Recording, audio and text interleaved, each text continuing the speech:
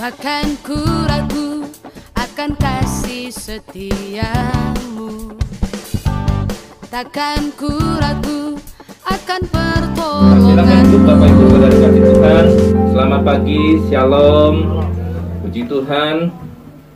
Dalam rangka Hari Kemerdekaan ya, pada hari ini luar biasa 77 tahun bangsa Indonesia sudah merdeka dari penjajahan. Sebelum saya menyampaikan satu kebenaran firman Tuhan, izinkan saya mengucapkan terima kasih kepada Bapak Ibu Saudara sekalian yang sudah mendukung, baik dalam doa, baik dalam support, baik juga dalam dukungan yang lainnya ya. Buat istri saya, di mana pada sekitar tanggal 12 Agustus yang lalu mengalami kecelakaan ya, karena pagi-pagi setelah mengantar anak sekolah kemudian mau ke Melinda 2, ternyata di Pasikalik itu ditabrak oleh mobil dan pingsan gitu ya, sempat pingsan beberapa menit, kemudian ya puji Tuhan ada beberapa orang-orang yang menolong ya. Mobil Avanza yang menabraknya itu kabur ya. Saya ketika waktu itu sedang berada di Mekarwangi karena pada waktu itu akan mengajar, jadi saya kaget ketika mendengar berita, Pak, ibu yang memiliki handphone ini kecelakaan. Aduh, saya syok ya, secara manusia syok, tapi saya katakan tenang. Ketika tenang kita bisa berpikir lebih baik lagi.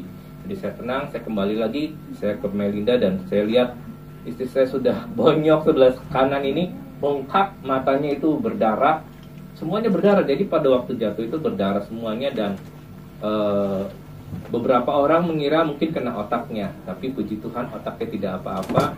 Berdarah itu karena di gigi dan bibir itu menyatu jadi berdarah ya. Sininya berdarah, semuanya bengkak, matanya juga keluar darah, sampai hidung juga mungkin keluar juga ya. Tapi ya puji Tuhan, singkat cerita Tuhan sedang proses memberikan kesembuhan kepada istri saya ya. Di balik peristiwa itu ada mujizat. Jadi kadangkala Tuhan memberi mujizat itu melalui hal-hal yang menurut kita nggak mungkin, yang mustahil. Yaitu bahwa istri saya awalnya itu mau ke dokter syaraf karena syaraf kejepit di bagian ininya ya. Itu udah 2 minggu lebih dan dia harus cek ke dokter syaraf. Melalui kejadian itu dia sembuh syaraf kejepitnya. Padahal syaraf kejepitnya itu lebih parah, lebih sakit dibandingkan pada waktu dia jatuh sampai tangannya patah. Ininya lepas Bapak Ibu, bahunya lepas karena gini ya. Ininya kena, matanya bersyukur nggak kena retinanya. Waktu periksa ke dokter mata tidak kena retina, hanya bagian putihnya itu mengalami pendarahan jadi berdarah.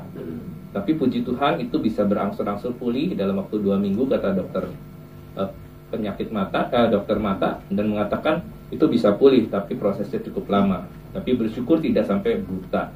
Ya, itu semua karena berkat Tuhan. Selain syaraf kejepitnya sembuh, juga di bagian bibirnya itu karena beberapa waktu sebelumnya pernah kecelakaan dan robek di bagian bibirnya ya, di bagian sini ya, maaf. Ininya robek, harus dijahit beberapa jahitan. Dan ketika dijahit itu sama dokter di satu rumah sakit lah ya, itu tidak benar gitu, tidak bagus jahitannya. Jadi baal, syarafnya mati. Dan melalui kejadian itu karena dia tertekan, berdarah, keluar darah, itu lepas jahitannya. Jadi sembuh, jadi normal lagi. Yang tadinya baal, yang syarafnya tadinya mati, sekarang bisa berfungsi lagi, bisa merasakan. Itulah ada mujizat di balik ya hal-hal yang terburuk sekalipun. Puji Tuhan. Baik. Firman Tuhan pada pagi hari ini saya beri judul Hidup dalam Kemerdekaan. Dalam rangka kemerdekaannya, tentunya kita semua mau hidup di dalam kemerdekaan. Nah, Bapak Ibu Saudara yang kasih Tuhan, ternyata bangsa kita yaitu bangsa Indonesia ini pernah dijajah oleh 6 negara Bapak Ibu Saudara. Selama ini mungkin kita hanya mengetahui mungkin hanya Belanda, Jepang. Ternyata ada 6 negara yang pernah menjajah bangsa Indonesia. Negara yang pernah menjajah Indonesia sebelum memproklamirkan kemerdekaan pada 17 Agustus 1945, yaitu yang pertama Portugis. Portugis sudah menjajah bangsa Indonesia sejak tahun 1509 sampai 1595, jadi 90 tahun. Setelah itu Portugis dikalahkan, kemudian masuklah Spanyol. Spanyol itu 1521 sampai 1692. Dan setelah Spanyol baru Belanda. Belanda ini paling lama. Padahal negaranya kecil, tapi dia begitu lama menjajah sampai kurang lebih 350 tahun ya, kurang lebih. Dari 1602 sampai 1942. Dan setelah itu ada Prancis. Ya, Prancis rupanya masuk, nebeng di situ. Sempat menjajah juga pada waktu itu 1806 sampai 1811, hanya 5 tahun. Dan Inggris juga pernah menjajah Indonesia 1811 sampai 1816.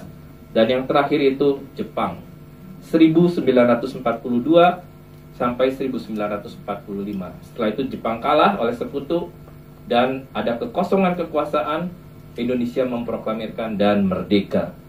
Bapak Ibu Saudara yang kasih Tuhan, keadaan bangsa yang dijajah itu seperti apa? Apakah enak orang yang dijajah? Jawabannya tentu saja tidak enak. Lebih enak orang yang bebas. Nah, ada beberapa hal keadaan bangsa yang dijajah, atau keadaan, kalau kita melihat lagi lebih spesifiknya, orang yang dijajah itu seperti apa? Yaitu tidak memiliki hak. Orang-orang yang dijajah tidak memiliki hak lagi. Yang ada adalah kewajiban. Kemudian dia menjadi budak. Namanya budak, dia bisa diperjualbelikan. Bapak Ibu tentu pernah melihat bagaimana budak itu diperjualbelikan, ya, ditawar harganya sekian dan sekian. Kemudian miliknya adalah milik penjajah. Ya. Kalau misalnya bangsa Indonesia dijajah oleh Belanda, milik bangsa Indonesia itu miliknya Belanda, diambil alih oleh pihak penjajah. Kemudian dipekerjakan seenaknya. Seenaknya mau diapain, bahkan mungkin kalau dibunuh sekalipun bisa. Karena memang tidak punya hak. Kemudian hidup dikendalikan. Orang yang hidup dijajah, hidupnya dikendalikan. Tidak enak. Kemudian tidak bisa bekerja secara maksimal. Tentu saja karena dia hidupnya dikendalikan orang, maka hidup dia tidak lagi maksimal. Banyak dikendalikan, banyak diatur. Tidak bisa hidup seenaknya, tidak bisa hidup menurut kemauan dia sendiri. Itulah keadaan bangsa atau keadaan orang yang dijajah, Bapak Ibu Saudara. Tapi hari ini ada satu kabar baik dari firman Tuhan yang mengatakan bahwa kita sudah dibebaskan dan kita menjadi orang merdeka. Firman Tuhan diambil dari Yohanes pasal yang ke-8 ayat yang ke-36. Berkata demikian, jadi apabila anak itu memerdekakan kamu, kamu pun benar-benar merdeka. Kita katakan sama-sama ya Bapak Ibu. Ayo kita ucapkan ini ya. 1, 2, 3. Jadi apabila anak itu memerdekakan kamu, kamu pun benar-benar merdeka. Amin. Pada waktu Yesus yang dikatakan anak itu, yaitu menunjuk kepada Yesus memerdekakan kita, maka kita adalah benar-benar merdeka. Mari kita lihat, kata memerdekakan di sini dipakai kata yaitu eleutereo. Tereo. Artinya to make free atau berarti untuk membuat bebas. Jadi Tuhan Yesus itu membuat kita menjadi bebas, ya. Kemudian ada kata merdeka dipakai kata eleuteros yang artinya orang merdeka. Kita menjadi orang-orang yang benar-benar merdeka. Bebas. Nah, Yesus Kristus telah memerdekakan kita. Konteksnya ini bukan siapa penolongnya, bukan siapa namanya, Iron Man atau siapalah ya superhero kita, bukan. Tapi Yesus Kristus yang sudah memerdekakan hidup kita sehingga kita menjadi orang-orang yang benar-benar merdeka, ya, bebas, betul-betul luar biasa, terbebas dari segala pengendalian dan hal-hal yang lain. Nah, selanjutnya, kemerdekaan seperti apa yang diberikan oleh Tuhan Yesus kepada kita? Kemerdekaan yang diberikan oleh Yesus adalah kemerdekaan yang bertanggung jawab. Maksudnya adalah seperti apa? Jadi begini Bapak Ibu. Bapak Ibu lebih enak hidup diatur dengan peraturan atau tidak ada peraturan? Kira-kira mau pilih mana? Ada aturan atau tidak ada aturan? Ada aturan.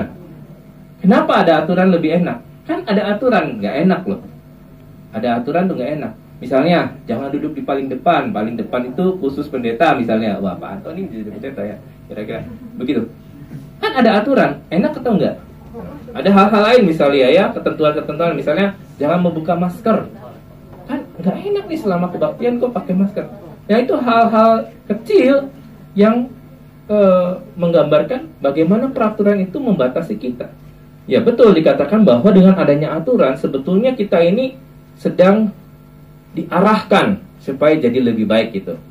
Coba Bapak Ibu ya, seandainya Bapak Ibu ini mengendarai mobil atau mengendarai sepeda motor, ya kemudian jalan tidak ada lampu merahnya atau lampu merahnya sedang error, artinya kuning kedip-kedip terus. Kira-kira enak tidak? Lebih enak ada lampu merah yang warnanya hijau, kemudian merah, kuning, atau lampunya kuning aja kelip-kelip itu, artinya lampu merahnya nggak berfungsi. Lebih enak mana?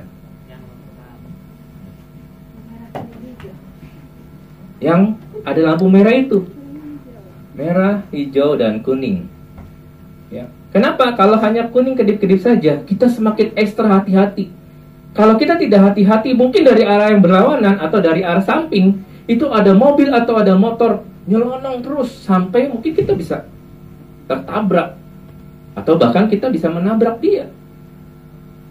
Jadi dengan adanya rambu-rambu atau aturan, membuat kita lebih hati-hati lagi. Apa yang menjadi rambu-rambu atau yang menjadi aturan bagi kita, yaitu di dalam firman Tuhan. Alkitab mengatakan apa, maka kita harus mentaati apa yang dikatakan oleh Alkitab itu. Kalau kita tidak mau mentaatinya, maka kita keluar dari aturan yang ada dalam Alkitab itu. Apa yang ada terdapat di dalam Alkitab, aturan-aturan itu sebetulnya membawa kita itu untuk berjalan menurut kehendaknya Tuhan. Ya. Kalau tidak, kita bisa berjalan seenaknya sendiri. Tidak tahu bahwa itu salah. Tidak tahu apa itu yang benar. Jadi sebetulnya membahayakan kita. Tahu-tahu ujungnya, udah ada di maut. Udah ada di hal-hal yang membuat kita jadi binasa. Ya. Jadi peraturan itu baik bagi kita. Nah, tadi dimerdekakan dari apa saja? Ya, Yesus Kristus memerdekakan kita dari beberapa hal berikut. Ada 4 hal yang saya tampilkan di sini. Yaitu pertama dari iblis. Waktu Tuhan Yesus mati di atas kayu salib, Dia memerdekakan kita dari iblis. Selama ini kita diperbudak oleh iblis. Selama kita sebelum di dalam Tuhan ya, sebelum Yesus menebus dosa-dosa kita, mati di atas kayu salib, kita ini budaknya iblis, diperhamba, diperbudak oleh iblis. Berapa banyak orang-orang sekarang pun saya melihat, saya menonton, saya menyaksikan juga bahwa orang-orang itu dengan kesadaran dia malah merelakan dirinya menyembah iblis.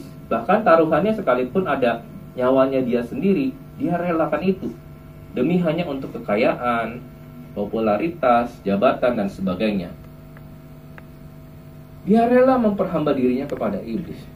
Tapi satu hal, bahwa kita yang tadinya adalah hamba iblis, ya diperhamba, diperbudak oleh iblis, kita sudah dimerdekakan oleh Tuhan Yesus, sehingga kita tidak lagi menjadi hamba iblis. Kita lepas. Nah, ketika kita lepas, jangan lagi kita mau diperhamba oleh iblis. Nah, mari kita lihat ayatnya. Ayatnya di dalam Matius pasal 4 ayat yang ke-10. Maka berkatalah Yesus kepadanya, yaitu kepada iblis, "Enyalah iblis, sebab ada tertulis, engkau harus menyembah Tuhan Allahmu, dan hanya kepada Dia sajalah engkau berbakti." Jadi kita harus menyembah kepada Tuhan, bukan kepada iblis. Ingat, iblis itu seringkali membodohi kita, mengelabui kita, ya, dengan mengatakan, "Ayo sembahlah aku, maka seluruh dunia ini akan kuberikan kepadamu." Itulah yang ditawarkan oleh iblis ketika Yesus dicobai setelah 40 hari berpuasa. Tapi Yesus tidak tergoda oleh tawaran itu. Karena Yesus tahu bahwa yang berpuasa itu bukan iblis, tapi Allah, ya. Tapi Yesus sendiri yang adalah Allah. Kemudian kita dimerdekakan dari hal apa lagi? Yang pertama tadi dari iblis. Yang kedua, dari dosa. Kita bukan lagi budak dosa. Galatia 5 ayat yang ke-13. Galatia 5 ayat yang ke-13. Saudara-saudara, memang kamu telah dipanggil untuk merdeka. Kita dipanggil untuk merdeka, Bapak Ibu Saudara. Kita bersyukur. Tetapi janganlah kamu mempergunakan kemerdekaan itu sebagai kesempatan untuk kehidupan di dalam dosa. Inilah yang dinamakan kebebasan yang bertanggung jawab. Jangan seenaknya lagi kita mempergunakan hidup kita ini, apalagi saya kan masih muda ya, 17 baru kemarin dirayakan. Bebas dong, happy-happy ya. Ingat, kita tidak boleh mempergunakan kemerdekaan yang Tuhan sudah beri kepada kita dengan seenak kita. Melainkan layanilah seorang akan yang lain oleh kasih. Ya. Jangan kita hidup seenaknya dengan kita hidup di dalam dosa, Bapak Ibu Saudara. Misalnya sepasang muda-mudi, wah biasanya kalau habis kelulusan, mungkin dia habis SMA mau lulus, udah kelas 3, mungkin mau kuliah. Nah biasanya ada perpisahan. Momen perpisahan itu bisa berarti momen musibah juga kalau tidak hati-hati. Ya misalnya temannya mengajak, ayo dong kita ini kan kelulusan nih, kita happy. Selain coret-coret di baju, ya pawai mungkin, kita ke puncak yuk. Wah, di situ biasanya rawan.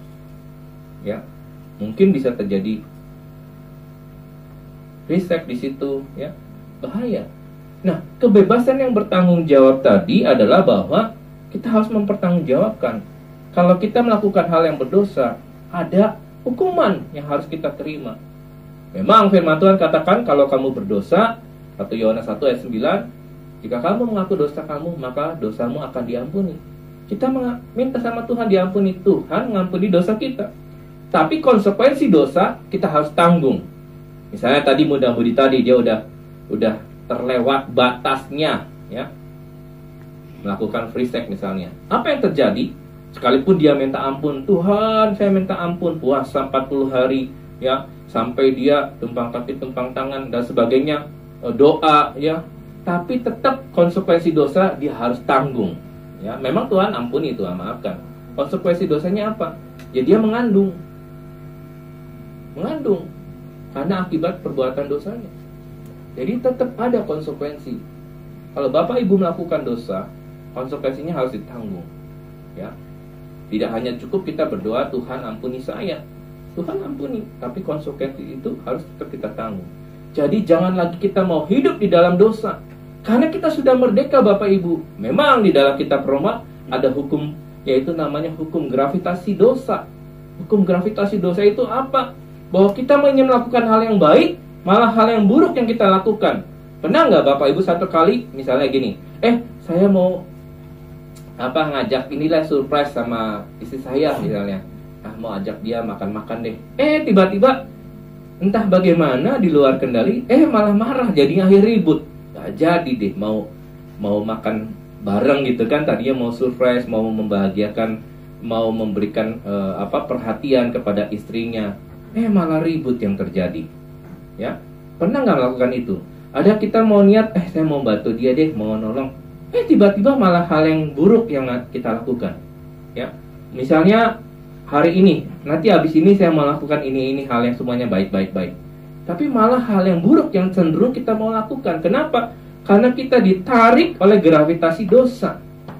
Paulus sendiri mengatakan, aku mau melakukan yang baik, malah yang jahat, yang buruk yang dia lakukan. Itu gravitasi dosa. Tapi firman Tuhan katakan bahwa kita sudah dimerdekakan dari dosa. Dosa apa saja? Dosa dari segala hal-hal yang melanggar ketentuan firman Tuhan. Ya, Galatia 5 ayat yang ke-13 tadi sudah dikatakan bahwa kita tidak boleh hidup lagi ya di dalam kebebasan untuk melakukan hal yang berdosa. Satu kali waktu saya masih di SMA, karena saya sekolahnya di sekolah negeri, jadi teman-teman saya itu bukan sebagian besar lagi, ya hampir semuanya itu pasti Muslim. Jadi satu kali dia tanya, enak ya kamu? Katanya, kalau gitu kamu kan masuk surga. Pasti dong, ya masuk surga. Kalau gitu enak dong, kamu lakukan dosa aja, ya. Habis itu kamu melakukan dosa, tetap masuk surga. Saya bilang bukan seperti itu. Mengikut Tuhan bukan berarti kita harus hidup di dalam dosa terus-menerus. Tentunya kalau kita sungguh-sungguh di dalam Tuhan, ya kita meninggalkan dosa. Kita tidak berkubang, kita tidak berkutat di dalam dosa. Kalau itu dosa jangan kita lakukan, ya.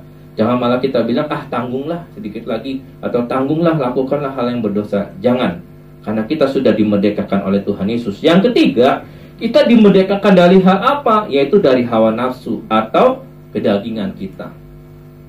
Kadangkala kita memiliki nafsu daging, ya, pengen hal-hal yang, boleh nggak Bapak Ibu kita belanja di mall gitu? Boleh nggak? Boleh. Tapi kalau berlebihan tidak boleh. Itu namanya sikap hedonisme, ya, pengennya belanja dan sebagainya. Sudah menjadi satu keterikatan bagi kita. Kita nggak betah kalau kita punya uang banyak. Misalnya kita baru gajian nih, ya, gajian kan ada yang tengah minggu, tengah bulan, ada yang akhir bulan, ada yang awal bulan. Begitu sudah terima gajian, aduh, mau kemana nih? Ayo kita ke mall, ayo kita traktir dan sebagainya. Pengennya habis dalam satu hari itu. Nah, itu kita harus ubah kebiasaan itu, ya. Atau kita terikat dengan apa lagi? Pornografi. Terikat dengan apa lagi? Judi online. Atau hal-hal yang lain, kedagingan kita. Jadi jangan kita terikat lagi dengan kebiasaan-kebiasaan yang buruk. Galatia 5 ayat yang ke-24. Galatia 5 ayat yang ke-24, di sini dikatakan demikian. Barang siapa menjadi milik Kristus Yesus, ia telah menyalibkan daging. Jadi daging kita sudah disalibkan Bapak Ibu, dengan segala hawa nafsu dan keinginannya. Kita tidak lagi hidup seenak mau kita Bapak Ibu. Sekali lagi, kita tidak boleh hidup semau kita. Apalagi kalau Bapak Ibu tahu usia 30 tahun, apalagi udah 40 tahun, itu banyak warning dalam hal makanan. Ya, betul atau salah ya? Contoh, kalau sekarang udah 40 ke atas, makan, contohnya makan bakso gitu ya, jangan pakai pecin, jangan pakai garam, mulai dikurangi, atau bahkan tidak pakai sama sekali, pakainya yang lain, hidroiko dan sebagainya. Ya kira-kira begitu. Nah, kalau kita tetap pakai garam, garamnya agak banyak sedikit aja, langsung naik, darahnya tinggi. Dicek, aduh tinggi nih darahnya, pusing. Benar nggak? Ya, makan, misalnya makan yang mengandung kolesterol yang tinggi, misalnya sate kambing atau durian. Kalau kita nggak kontrol, kalau kita nggak kuasai, itu bahaya Bapak Ibu. Berapa banyak orang-orang yang kita lihat sekarang, ya, tadi saya lihat di jalan di lampu merah, ada orang begini tangannya, mulutnya agak miring, tangannya, kakinya agak kaku juga ya, jalannya agak miring gitu ya. Ternyata dia kena stroke kan? Itu kenapa? Karena tidak bisa menguasai makanannya. Memang makanan yang biasanya banyak kolesterol itu enak-enak Bapak Ibu, ya. Contohnya kalau Bapak Ibu makan nasi Padang, boleh nggak? Boleh, ya. Dulu kalau saya makan nasi Padang itu bisa nambah porsinya, ya. Udah kalau dibungkus tuh banyak kan? Berapa kali itu, ya? Dua kali tumpukan gitu nasi, bisa nambah lagi karena apa? Enak, pakai kuahnya lebih banyak. Sekarang enggak, kita batasin. Memang enak, tapi kita batasin. Sesuatu yang enak belum tentu itu menyehatkan tubuh kita. Jadi kita batasin. Kalau kita tidak mau batasin, ya kita mengalami sakit. Jangan heran, masih muda udah sakit apa? Diabetes. Diabetes itu sulit disembuhkan Bapak Ibu. Tapi bisa, ya. Cuma prosesnya lama, apalagi sudah sampai 400, 500, waduh udah tinggi. Sampai kemudian harus diinsulin. Itu udah parah Bapak Ibu. Kurangi makanan yang mengandung gula, yang manis-manis. Tapi jangan sampai kita juga tidak makan gula sekalipun, karena itu bisa kena liver.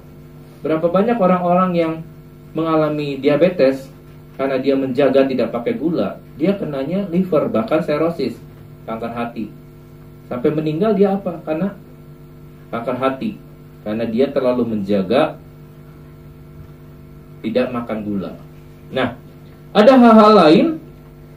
Kita sudah dimerdekakan dari hawa nafsu atau kedagingan kita. Sekali lagi, jangan mau kita diperhamba lagi. Jangan mau kita diperbudak lagi oleh hal-hal demikian. Sesuatu yang enak belum tentu itu baik, ya. Jadi ingat hal itu. Banyak hal-hal yang membuat kita jadi misalnya kecanduan. Apakah rokok, minum-minuman keras. Orang bilang, mana ayatnya yang mengatakan tidak boleh merokok? Mana ayat yang tidak boleh minuman keras? Ya Bapak Ibu, tahukah? Di balik itu, ya, ada pesan misalnya tentang kesehatannya, bagus atau tidak kalau kita merokok? Tidak. Ya, minum minuman keras berarti merusak diri kita. Saya punya satu cerita. Ketika saya melayani satu kedukaan di Permaba Kebonjati, ada satu orang, dia masih muda, 45 usianya, nggak terlalu tua. Dia meninggal. Kenapa? Karena waktu dia masih muda, waktu dia masih remaja, itu sering mabok, minum minuman keras. Rupanya orang tuanya penjual minuman keras, jadi dia minum aja terus. Dan ketika dia sudah dewasa, ya, dia berhenti, stop, ya, tidak lagi minum minuman keras. Tapi dampak dari hasil perbuatan dia di masa lalunya itu tertimbun dalam tubuhnya sehingga dia sakit. Sakitnya itu membawa kepada kematian dia. Padahal dia masih 45 tahun, masih muda. Bahkan pada waktu itu lagi happy-happynya. Kenapa? Pada waktu itu dia meninggal pada awal-awal masa COVID, ya, sekitar berapa bulan, 3 bulan. Jadi mereka sedang happy-happynya karena pasangan ini menikah di usia tua. Ya, jadi happy-happynya karena selama ini mereka sibuk dengan pekerjaannya. Istrinya sibuk bekerja, suaminya sibuk bekerja. Dan ketika sedang masa COVID karena harus semuanya melakukan di rumah, maka dia yang ketemunya istri sama dia aja, dia nggak punya anak, ya. Jadi dia berusaha untuk apa? Masak bareng dan sebagainya. Setelah 3 bulan Tuhan panggil dia karena dampak dari perbuatan di masa lalunya, yaitu apa? Minum minuman keras, ya. Jadi bukan masalah ada tertulis di Alkitab atau tidak, ya, semua ada tercatat, ya. Tapi masalahnya apakah itu berguna bagi kita? Apakah itu menyehatkan bagi kita? Kalau tidak, ya kita tinggalkan, ya. Yang keempat, yang terakhir, yaitu persoalan psikologis. Ini penting Bapak Ibu. Yang keempat ini, bahwa Tuhan Yesus sudah memerdekakan hidup kita dari persoalan psikologis, yaitu apa? Stres. Stres dalam kadar tertentu, dalam batas tertentu itu baik. Contoh, ada orang stres mau ujian besoknya atau mau ujian skripsi. Wah, lebih stres lagi tuh, ya. Wah, gimana caranya? Udah belajar. Padahal kalau orang stres, besoknya mau ujian, saya yakin waktu dia belajar tidak masuk pelajarannya, blank di sininya, ya kan? Gak bisa. Jadi bagaimana caranya?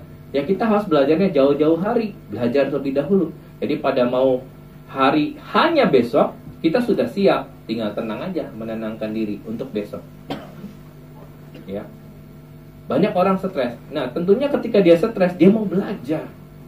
Ada orang, ya, karena stres dia makannya jadi lebih banyak. Tadinya nggak suka makan, yang diet hati-hati, ya. Boleh diet, tapi makan jangan sampai dikurang, jangan sampai dilupakan. Pagi harus makan. Diet, baru makannya cuman tahu 1 butir, tahu 1 potong gitu, ya. Udah, tahu-tahu sakit dianya, lemes, pingsan, karena nggak makan, nggak sarapan. Nah, apa yang dilakukan, ya?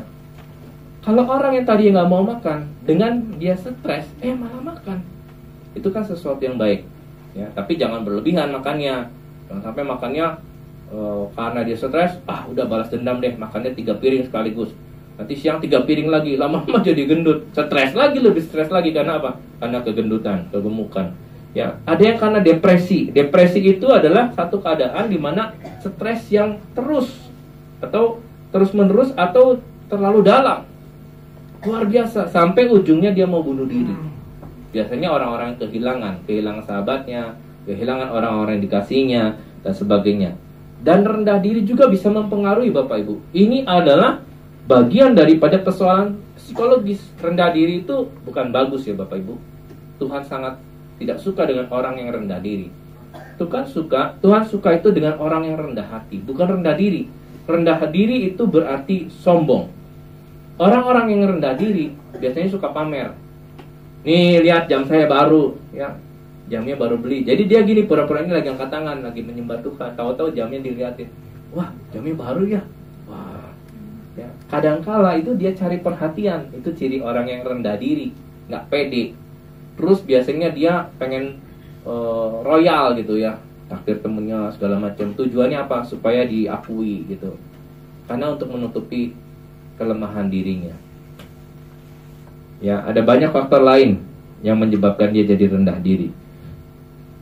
Kemudian ada kesombongan. Ini jelas-jelas orang ini sombong.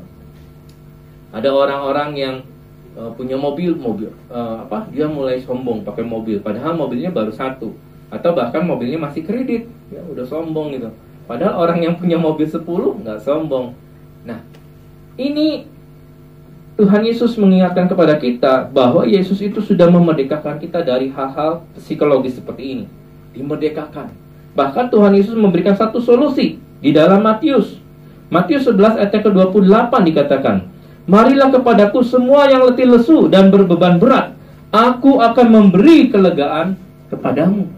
Jadi ini satu ajakan yang diberikan oleh Tuhan Yesus kepada kita supaya kita ini tidak lagi berbeban berat. Ciri orang yang berbeban berat, dia pasti merenung terus. Merenung. Bahkan mungkin kalau diajak ngobrol, kadang dia melamun. Wah, dia sedang beban berat. Ini sedang ada masalah dia. Ya. Memang kalau orang hidup pasti ada masalah. Wajar. Tapi firman Tuhan tadi katakan, Tuhan Yesus katakan bahwa mari kepadaku semua yang letih lesu dan berbeban berat. Kalau engkau punya masalah secara psikologis, apakah itu stres, apakah itu depresi, apakah itu rendah diri atau minder, ya, sombong, datang sama Tuhan. Tuhan memberi kelegaan kepadamu. Tuhan akan mengubah hidupmu. Orang-orang yang sudah berubah hidupnya, cirinya tidak lagi sombong, Bapak Ibu. Justru orang-orang yang kaya, yang sungguh-sungguh kaya, benar-benar kaya, dia nggak bakal sombong. Bajunya sederhana. Saya pernah lihat satu orang kaya, dia punya perusahaan di Bandung, karyawannya 2000 lebih, perusahaannya besar. Perusahaan ini perusahaan baju. Setiap setahun itu dia bisa mengekspor 1 juta piece jas dan blues, ya, ke Amerika. Jadi dia menguasai ekspor ke luar negeri. Tapi kalau ketemu, bajunya biasa, ya, mobilnya biasa. Bahkan mungkin manajernya itu mobilnya BMW terbaru, Mercedes terbaru. Dia mobilnya sederhana, mobil kecil, ya, nggak menampakkan dia bosnya, padahal dia pemiliknya. Ya, kehidupannya juga sederhana, ya, bergaulnya sederhana juga, ngobrol sama yang lain. Ya.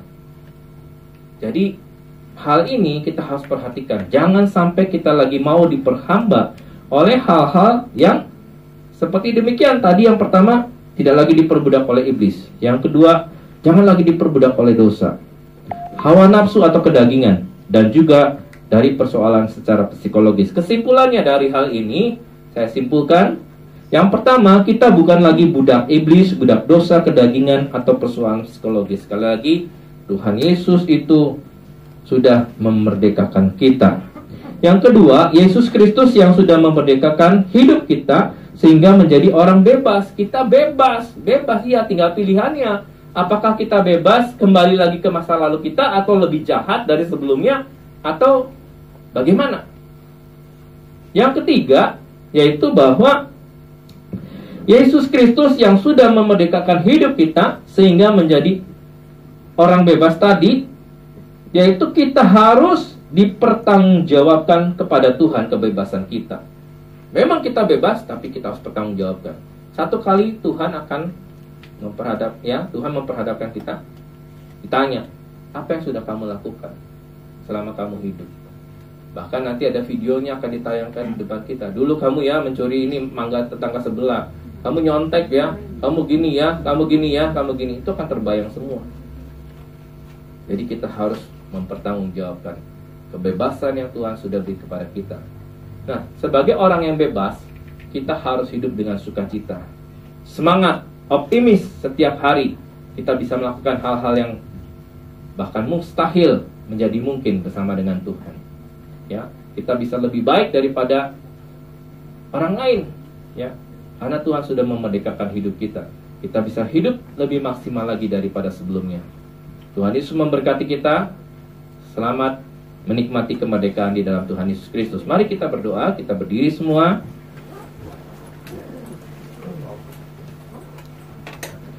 Kami bersyukur ya Bapa buat pemeliharaanmu dalam hidup kami. Kami boleh menikmati kemerdekaan di dalam Kristus, karena Yesus Kristus sudah memerdekakan hidup kami.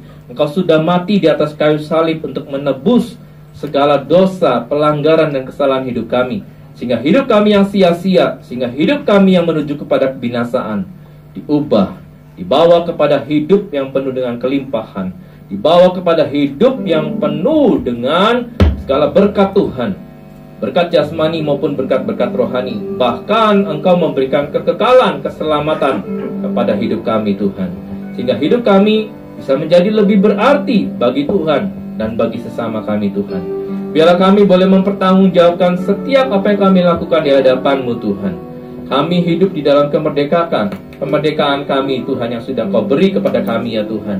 Biarlah kami boleh pakai untuk memuliakan nama Tuhan. Mari Bapa, Kau urapi setiap kami. Kami mungkin datang saat ini dalam keadaan beban berat, pergumulan, sakit penyakit, masalah keuangan, masalah rumah tangga, masalah-masalah yang lain. Tuhan tolong setiap kami, kebiasaan-kebiasaan buruk, keterikatan. Tuhan tolong kami, mampukan kami untuk kami boleh terlepas dari semua itu, dari segala perbudakan dosa, perbudakan iblis, perbudakan segala kedagingan,